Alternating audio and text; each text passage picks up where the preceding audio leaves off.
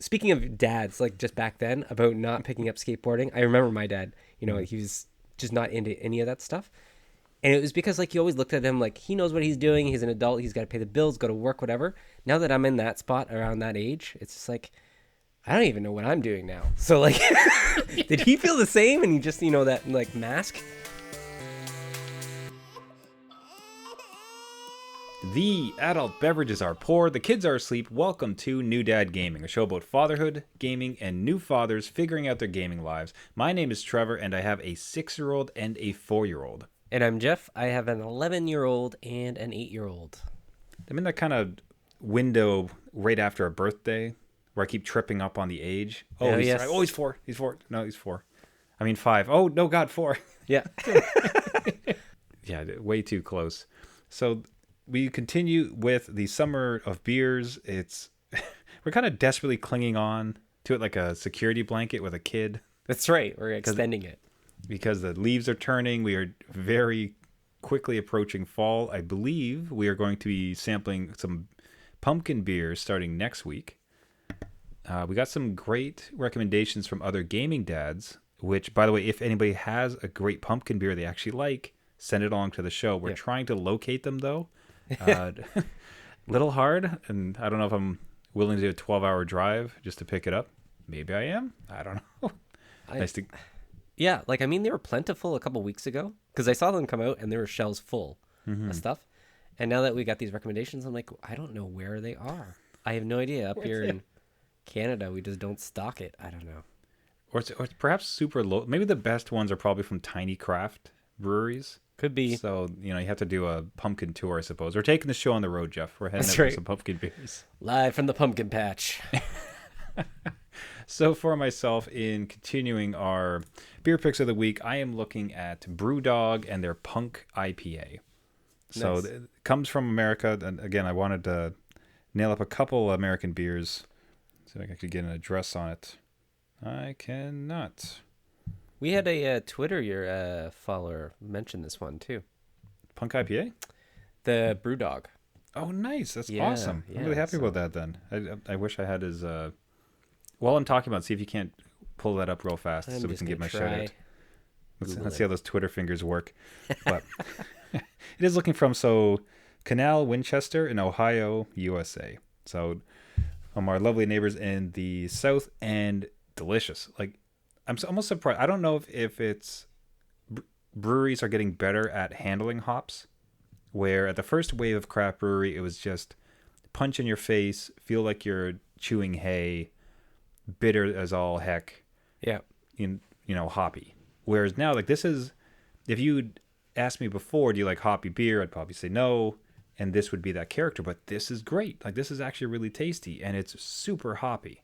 Nice. But they pull it off. And it is quite great. So there's certainly some bitterness to it. The description from the website, Punk IPA. Punk IPA is a beer that kick-started it all. This light golden classic has been subverted with the new world hops to create an explosion of flavor, bursts of caramel and tropical fruit, with an all-out riot of grapefruit, pineapple, and, oh, I hate this fruit, lychee, Lychee, lychee, lychee. It's like you're following, like reading a book to your kids. You're like, oh, just skip this word. Oh, this word's coming up. It's a cliff. Dad doesn't know it. And lychee, proceed a spiky, bitter finish. This is the beer that started all, and it's not done yet. That's interesting. Yeah, you get with the hoppiness, it almost masks, I think, some of the fruit, but it's excellent to enjoy. I would not have thought myself even a couple years ago would enjoy this, but yeah, excellent. So kudos to Brewdog and their Punk IPA. Did you happen to find the... I did. I got fast fingers here. So it was actually from this dad's Platinum Journey back in June. So at this Platinum, he writes, I'm in the UK, so not sure if you have it here, but we have a beer called Brewdog. Comes in various flavors, but it is popular in our supermarkets. If you ever see it, it's worth a try. I'm going to be honest, and a hot take probably, but I like Bud Light and Budweiser, because I think that was the show when we were like, hey, no, just whatever beer is a good beer, bring it on over. So he did recommend Brewdog back at the end of June to us. So, hey. Excellent. Hey, shout out to a good friend of the show, this dad's Platinum Journey. That's fantastic. So I'm glad it actually came from him. So another shout out. I think we had one just a couple weeks ago from him as well. Right. So awesome recommendation. I had happened upon it which is excellent. We should really keep a going list of the beers were recommended from the show so we can do the proper callouts. But yeah, Brewdog Punk IPA, delicious. Jeff, what are you looking at this week? Well, I'm going halfway across the world. World traveler. To Poland. We had a word that you couldn't pronounce, and the name of this beer is Lejisk. Lezask. So it's Lez or Z if you want to. Lezajsk. Right. Les and then Lezask. Dear Polish listeners, we apologize profusely. Absolutely. It's our ignorance, not your words. Yes. But yeah, so I tried this one out. I've seen it a bunch of times, but never picked it up. And actually, this summer of beer has allowed me to expand my palate into things that I wouldn't have picked up before. So, it's not bad. I would kind of liken it to Heineken. It's kind of got that. It's a Pilsner. It has that kind of carbonation taste to it. So it's got a little bit more carbonation in it than a regular beer that I'm used to. But again, smooth, pretty, like it tastes very light, but it's 5.5. So it goes down easy. And I'm not like, this isn't 8 or 15% like the other week that we were talking about. But yeah, no, it tastes light, but it's pretty. Packs a punch. It's on the heavier side. So yeah, no, excellent. Yeah, pretty good. It's good to hear. I kind of assumed it would be like the Coors of Poland. Yeah. I see this and like about another 10 brands which sort of have a similar style to it. I mean, the interesting thing here in America where all the craft brewery, it's like super artistic can art, like immediate, just like, oh, that's a craft beer. Yeah.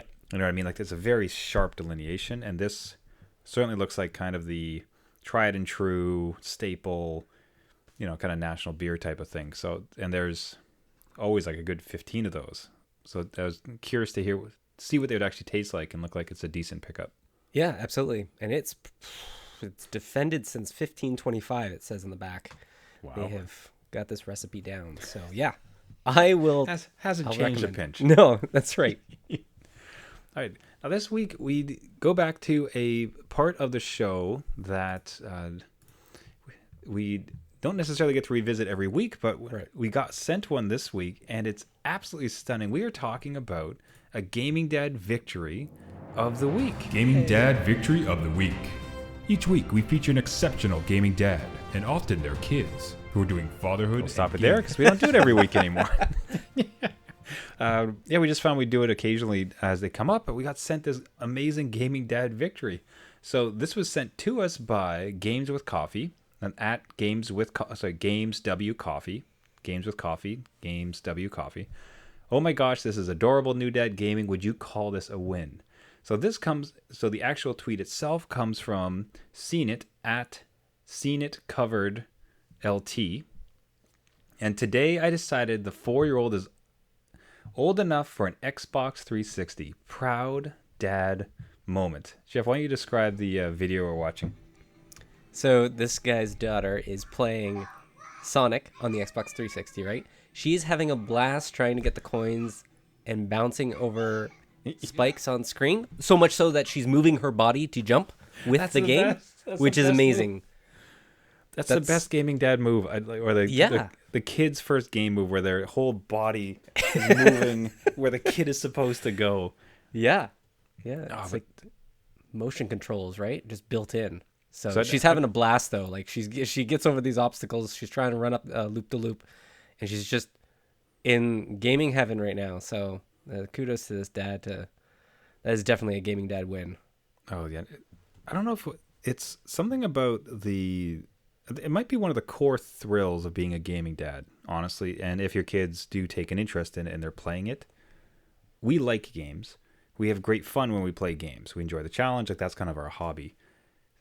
This degree of joy and being reminded of it. Yeah. Like when's the last time we played a game and we were just squealing with delight and like jumping up and down? Like that sort of enthusiasm and happiness around it is so refreshing to see. Yeah. And especially just remind you of like how wonderful and joyous these games could be, but then also the thought that they would go through it, like granting them that with this hobby that we enjoy so much. Like the reminder of it is of this joy and glee is just so rewarding, like heartwarming, like how much you call that. Yeah, it's just seeing that innocence again, right? Where it's just like, yeah, you know, you're allowed to have fun with games. They bring you the joy that you need. You don't need to pick out stressful games that I tend to do now. So just watching the happy moments and, you know, living them out like real time is great to see.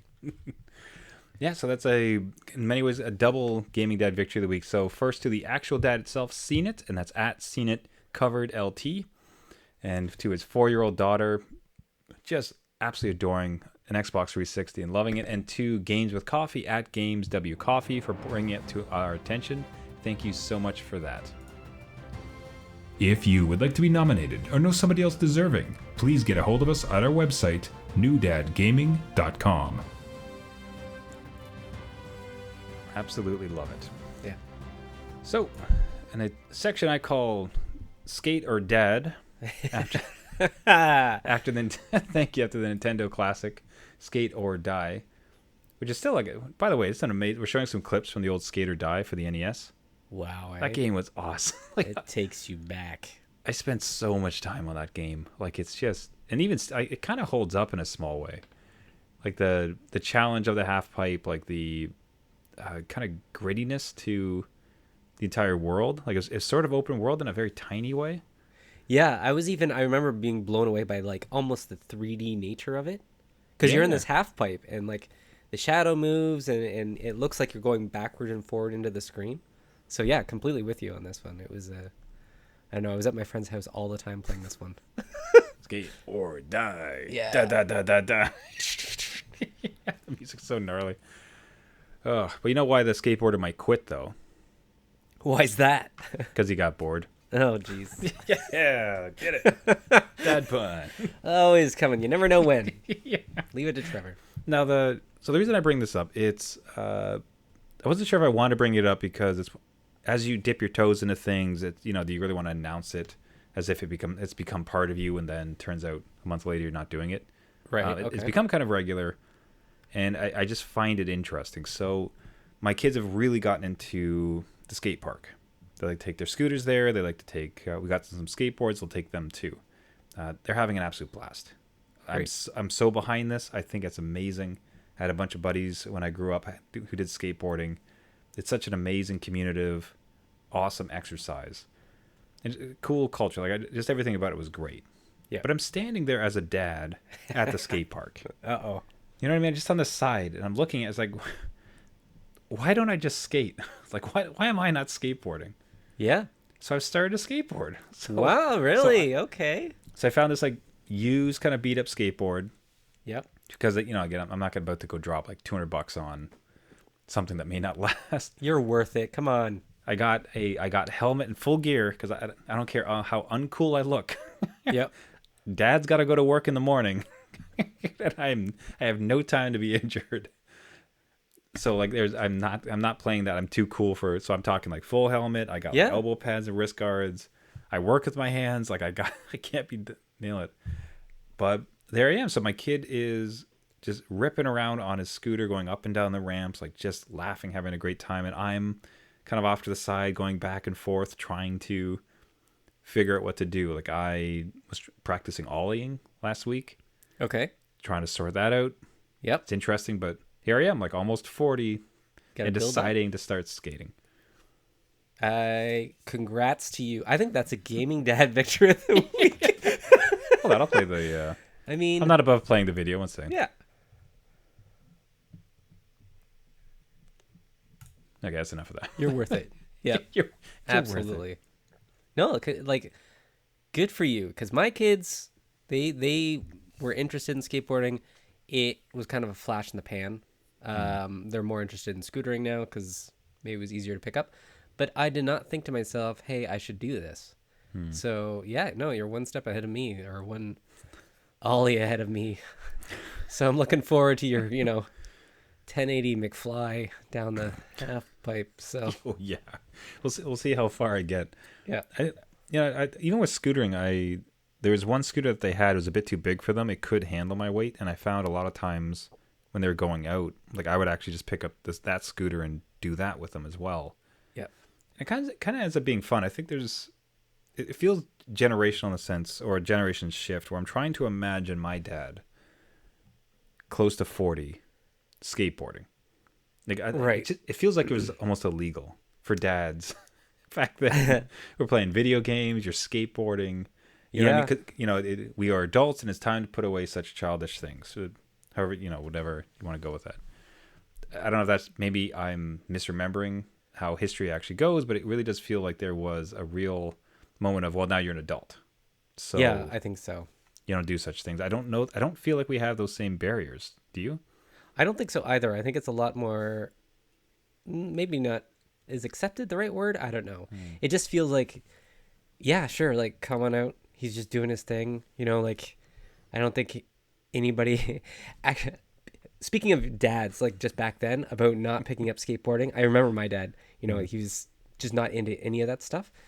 And it was because, like, you always looked at him like, he knows what he's doing. He's an adult. He's got to pay the bills, go to work, whatever. Now that I'm in that spot around that age, it's just like, I don't even know what I'm doing now. So, like, did he feel the same? And he just, that, like, mask is on. So, yeah, I think it's just more accepted. I think everybody kind of just, just give it. Just live your life. Go skateboard, Trevor. Go down that.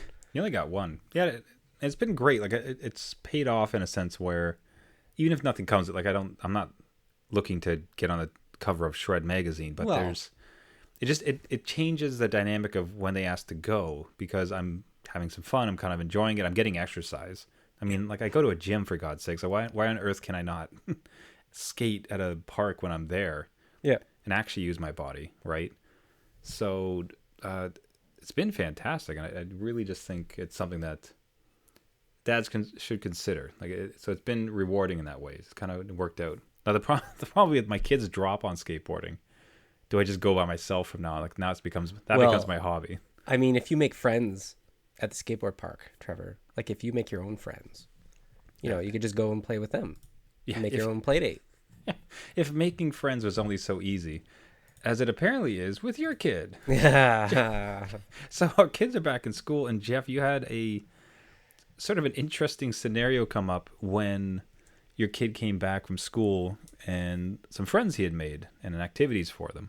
Yeah, so my older son has been in school for all of 4 days. A hot 4 days. 4 days. And in that time, he's made many, many new friends, which is great. Again, he's a very talkative person, very personable. He can relate to pretty much anybody and kind of talk their head off, especially when it comes to Minecraft. Oh boy, he's watched enough YouTube on Minecraft and played enough of it that he can talk for days on it. So I'm in a situation where he comes back from school and he's like, Dad, I don't know, he rhymed off 4 or 5 names of different friends, and they all play Minecraft, and he wants to add them on PlayStation, which, again, is under my account. So it's like, oh. Boy, Jeff, you sure have a lot of young kids on your account. That's here, what I mean. I'm like, all right, police, I didn't mean, this is not me. But it kind of came up as like, well, I want him to have his own online presence. And with the PlayStation, it's not like that. Like, you pay for an online PlayStation Plus account, and it's only under one profile. They don't have like a family plan, which Sony obviously listens to this podcast, and they really need to span that out and, expand it to child accounts, because I want him on his own account online with his own friends, so I don't have messages popping up on the PS app on my phone, random users that I don't know. And then he'll say, oh, no, that's blah, blah, blah from school. That's just my buddy from school. Don't worry about it. But he came home today with a written instruction sheet on how to play Bedrock Edition across all platforms. And it's about downloading this iOS app called Bedrock Together. Oh, and boy. You make a server and you connect to it, and everyone can play no matter what. So now I'm doing research and homework. He's giving me homework because I'm like, didn't it always exist this way? I don't understand. So he comes home from school and gives you homework. Yeah. And it's like complicated server stuff. You're like, this is like, I'm going to need a degree in computer science. Like, I don't know what well, you're arranging satellites to like try to get all the servers connected. Well, and like I'm like worried about the security of it. I'm like, what server are you connecting to, and what is this app? Oh, it's in the Apple Store. I guess it's legit. But I'm like, you're connecting to something, and then it shows up on the PlayStation as like this server that you can connect to, which sounds innocent enough. But like, I'm trying to I'm going back in my mind where I would connect with my friends, and we'd have to type in each other's IP address. And now I'm like, well, right. I don't know. It's like, well, simply connect your Bitcoin account. You're like, exactly. Hold on. Just accept all these ads here. Okay. Now your credit card's linked. Who gave you this? Yeah. No, but full instructions, step by step. Like this kid that wrote this written out. Instructions? Oh, yeah. Yeah, I should actually go grab it. It's like 1 to 9. So 9 steps. Where to get this app, what to do with it, how to find it, and then load up the PS4. You know, this is where it's going to look like. And then we can play together. That's amazing. And that's like, I gotta say, like, that's so. My kid came back and he was mentioning that, just trying to describe his day, and he's like, oh, I was playing soccer and I was playing with my friend, and then my friend's fight, and immediately, I don't know if it happens with you, but like your heart's kind of like swelling, like, oh, you got friends? you got friends? Yeah. Because, you know, that's a huge, that might be one of my biggest worries on my son, is just like, he doesn't make friends, because that is so key and critical, and like loneliness and that camaraderie while you're growing and developing. That's one of my biggest fears and scares. And I'm not worried because of him. I'm like, oh no, he's bad at friends. I just mean generally, if there's anything I'm worried about my kid at schools, is just not making friends. So I don't know if although it doesn't sound like with your kid's been a problem where he's very personable and has many friends. No, like, do you still kind of get that where it's like, this is amazing, and your friends want to like jump on a server with you, and like, hooray, you're sociable. Just don't invite them to a backyard block party next week. Yeah, exactly. Don't make tickets and invite them everywhere. With my oldest son, it's never been a problem. I'm actually more terrified that he's going to make too many friends, and what type of friends. Ever since he was young, I still remember he was like 3 years old in the grocery store, sitting in the cart, and I was like picking out cucumbers or something. I turn around, my 3-year-old son is talking to some old guy saying, hi, what's your name? My name's Jude. I live at XXXX like street. My favorite color is blue. You know, it's really sunny outside. Like, honest to God, like talking to this guy's, you know, head off. So he's always been that way. And now it's a little terrifying the opposite way. But I can relate where my younger one is like, he doesn't make friends so easily because, I don't know, he's probably been talked over most of his life with his brother. So I can relate to you there, where my youngest doesn't come home with that amount of like information. And I'm more worried about like bullying and stuff because, you know, if you don't have somebody that you hang out with, you know, what's actually going down. But again, like my oldest, you know, again, he'll just make tickets and invite people to a movie theater outside in our driveway without us knowing. You know, he's that kind of personality. So I think it puts a bit of pressure. When I think about it, it kind of puts pressure on you with performing. It's like, hey, Dad, like help me set up this server so I can get my friends. It's like, oh God, if I don't do this, he's gonna be ostracized.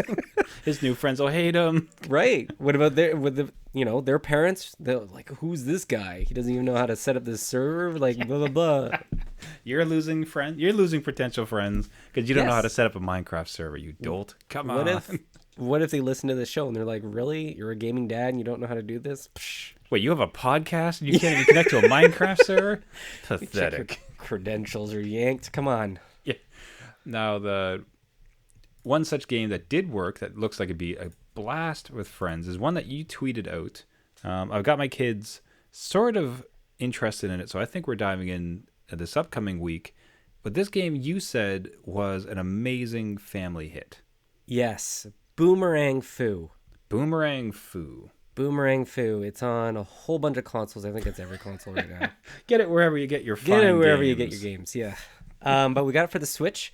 Easy enough with the Joy-Cons and stuff. But basically, it's kind of like Fruit Ninja. Just an overtop kind of isometric view. Battle Royale. You're throwing these boomerangs that you're trying to... I'll cut you off. This is nothing like Fruit Ninja.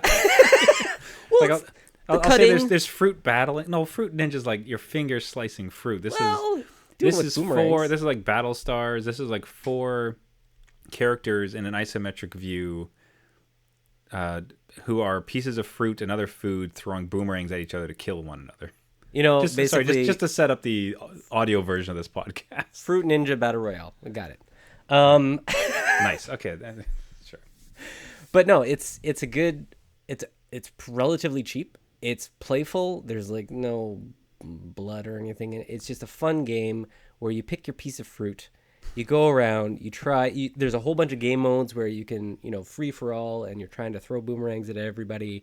There's power-ups to collect on the screen. There's a whole bunch of maps. I think there's only like 40 to 50 different maps. There's bots you can practice against. You can be on teams, because I know my kids, they tend to fight when it's free-for-all after a while, so we'll set up teams and go against the computer. Smart. But that's a pro gaming dad move, by the way. Absolutely. Like, if you see that coming, just set up your own team, go against the computer. Yay, family against AI. But adorable game. It's really easy to pick up and play, hard to master, I guess. I don't know. Mm-hmm. There's a lot of tactics that you can use in this one, and every battle, you gain a little piece of costume for your character. You can put on chef's hat and all this stuff. So kids are on this. So again, this would be really great, and looks like it's probably up to 4 players co-op or the couch co-op. Yeah, at least 4 players co-op. Not sure if you hooked up other Joy-Cons, if it goes further than that, actually. Interesting. But great for local multiplayer. Yep. Super cartoony, kind of maniac, wild, crazy. It looks like it can be challenging. What's interesting is that you have one boomerang. Yeah. And then you throw it, and if you don't manage to receive it back, you have to go chase it. It's not like it's just constant guns.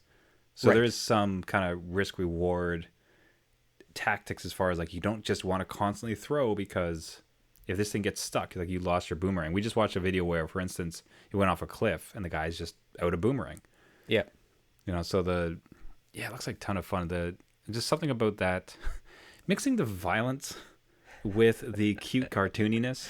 Yeah. Kind of gives you the best of both worlds, where it's I as an adult can enjoy competitiveness and a bit of action, fighting, but it's adorable, looks like Adventure Time silliness. Right. So, even if the kids aren't doing great, they're still going to laugh. Because, when the watermelon here dies, he just splits in two, and there's a bunch of juice goes flying out. That's hilarious. Yeah, the best one is the avocado, because the pit rolls out of his belly. I love it. And my son always picks the burger, and when he gets killed, all the cheese, lettuce, tomato slides out. And then if he wins, we call him the Burger King. So again, we're just having a fun time. It's just a pick up and play, good time game. It goes on sale pretty often. I think maybe $7, but full price is $15, so not too bad. Okay, this looks like a definite gaming family pickup. This looks fantastic. So we are definitely going to buy this next week, I think, and I'll report back. But gaming day recommendation: Boomerang Fu. Yes. And last thing we're just going to quickly touch upon is Thor having a dad bod. So the new God of War, Ragnarok, I believe is the subtitle. Yep. Got announced, and the toast of the internet is Dad Bod Thor. So yes. Thor apparently, I wouldn't know, I never beat the game, and spoilers for anyone who, like me, has not beaten God of War. Shame on us all. Apparently Thor showed up at the very end, but just cliffhanger scene. Yeah. You just see the hammer, but you only saw the hammer. Yes. So the new God of War here, he is red-haired, a bit sloppy, although not crazily so, and just big old belly. Looks like you made a great reference to. He looks like the Mountain from Game of Thrones. Yes. Yeah. Just a big burly guy. He needs to pick up this heavy hammer, so he just looks like he could just take you. Just that's it. Yeah, I think when I was reading some of the descriptions, I think from the official game, it was hedonistic, big partier, big battling, little off kilter from what you might think of Thor, because obviously the Marvel Thor is the idol of all of our wives' eyes. Maybe this guy will be too. I don't know. Could be. Chase your bliss. But it was just in the time of COVID and the COVID-19 we've all put on. It's kind of funny to see a dad bod make its way through like this. Yeah, I'm interested in playing it. I don't know. This would be God of War is amazing, and you should finish it. So when you finally do finish it, you'll be ready for this one. What I like about, I'm telling you, it just gives me real happiness, I suppose, to know that they're not resting on their laurels. God of War, the game itself, like in its history, big success, hacker slasher, like super gory, people loved it, always revered it, right? They turn a huge left turn with the most recent God of War, right? Like where it's touching and moving and like fatherhood and child bonding through all these battling. They don't give up on the action stuff. Like the action's top notch. It's amazing, but they just dropped this huge, heavy story beat on what was classically a very action thriller. And then to see these characters and the way everything rolled out with this new version, it's like you guys aren't stopping. You're not resting, right? Right. Like it's and it was from the original creative director of God of War, the newest one. He recently became a dad. So he kind of like went from that experience to kind of like inject that into the game, and it really, really turned heads on having this brutal gameplay like you mentioned, and then inserting that fatherhood. Like, no, he can't go around ripping guys apart. He needs to think about somebody else that he's responsible for now, right? And just coming from that dad perspective, you like, I'm gonna protect my kid. Let me just rip these people like apart. As you get through this, you can't just be trying to do kickflips off of ramps. Like that would be so irresponsible. You got kids to take care of, right? That's right.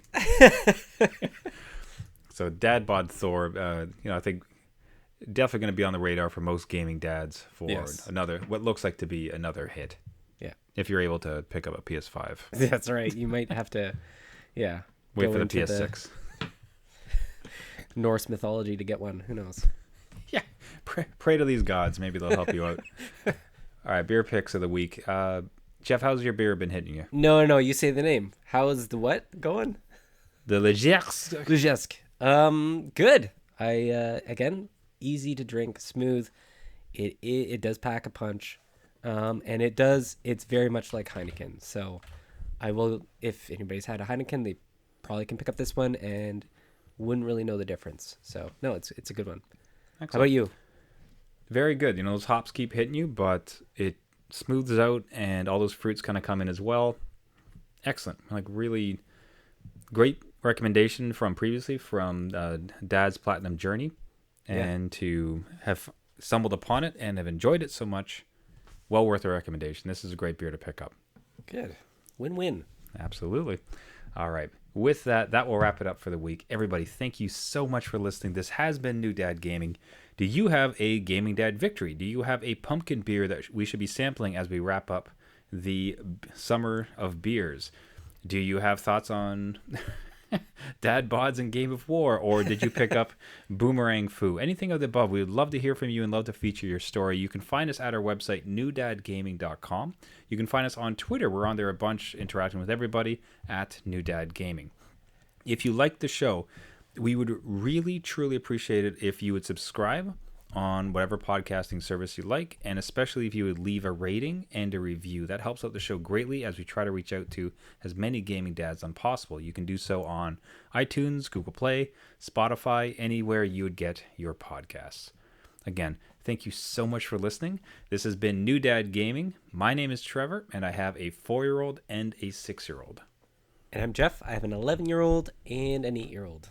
And just because you became a dad does not mean it's game over. Skate or die. Da, da, da, da, da.